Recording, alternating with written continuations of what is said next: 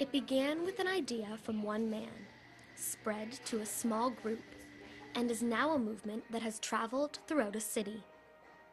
Pay It Forward St. John is a non-profit organization based on the easy principle of doing something nice for others. It's a nationwide movement, and when a St. John resident stumbled upon other cities doing random acts of kindness, like buying a stranger a cup of coffee, Michael Welton knew he wanted to start paying it forward in St. John. I had an idea that I wanted to try to do something here in our community. And at first, I was looking to do something quite small. And after I spoke with a number of my friends and colleagues in and around St. John and Charlie, I was convinced to look at trying to do something larger with the movement. The concept is simple. When someone does something nice for you, instead of paying them back, you pay it forward. Then they in turn do something nice for someone else. A ripple effect begins to form, and kindness is shared around the world.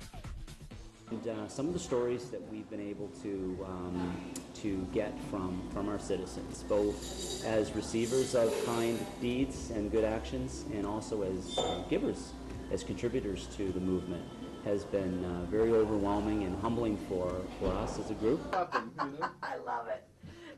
Pay It Forward brings back the human connection that everyone wants in their lives. Charlie Johnson is the president of the Pay It Forward Foundation in the United States and came up with the idea of the Pay It Forward bracelet. St. John has adopted this idea. The bracelets are to be worn as a reminder to spark random acts of kindness, and they rarely stay with their original recipient, as people are encouraged to pay them forward. Local St. John businesses like the idea too. Bracelets of the kindness reminder are given away at the Feel Good store. Owner Ann McShay says it's inspiring to see St. Johners pay it forward. We had a ball in here. It was just a really fun day to do. People were buying each other tea. I think, have some tea cards back there that people have pre-bought for other people, that we're still waiting for people. Like they just kept buying, and people kept buying. It just never stopped. People were passing their parking tickets along. They said, hey, I've got an hour left on my parking.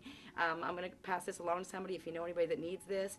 We then heard stories circle back where people would do something for someone, and then we later heard that that person went along to someplace else and did something, and it came back. So we heard like 2 or 3 times removed how it moved forward. It all relates back to making people feel good.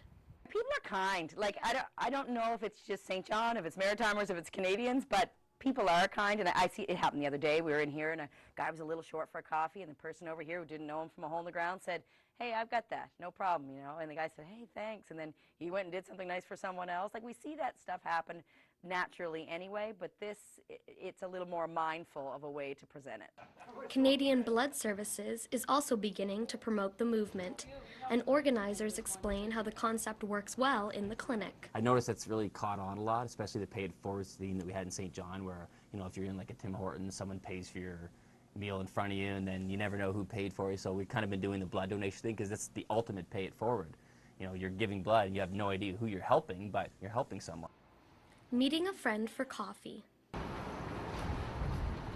Holding the door for a complete stranger.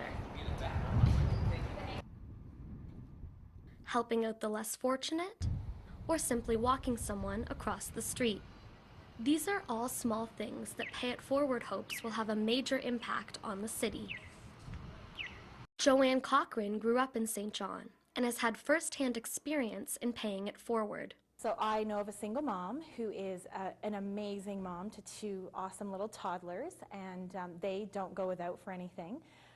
But as a mom, she had sacrificed her own bed for one of her children, so she had been sleeping on the couch for years, like for 2 or 3 years. So I thought, hey, I'm going to put this on this Pay It Forward thing, and maybe somebody has a bed, because I don't have a bed, but maybe someone out there does.